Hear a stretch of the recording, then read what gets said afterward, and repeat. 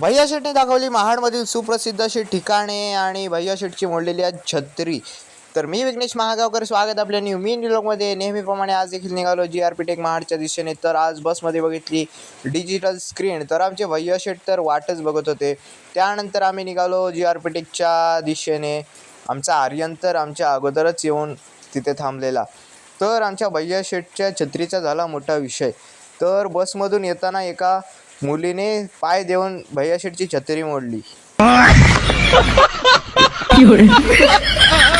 काय बोलायचं आता, भैया शेठ काहीच बोलले नाहीत. तर भैया शेठना तर अत्यंत दुःख होत होतं. तर ते काय आता बोलू शकत नव्हते, जाऊ दे. परंतु पावसाचं प्रमाण तर खूप होते. त्यानंतर भैया शेठने दाखवली महाडमधील सुंदर सुंदर अशी ठिकाणे. त्यामध्ये पहिला नंबर लागतो शिवतरचा. तर इथे बरंच काहीसं बघण्यासारखं आहे. आम्ही लवकरच इथे प्लॅन करणार आहोत. त्यानंतर नंबर लागतो वाळंजकुंडचा.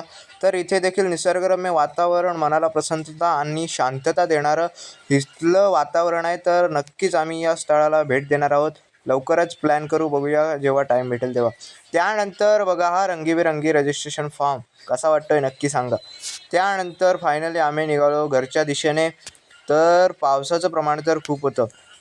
त्यात आमच्या भैया शेठवर दुःखाचं डोंगर कोसळलेलं.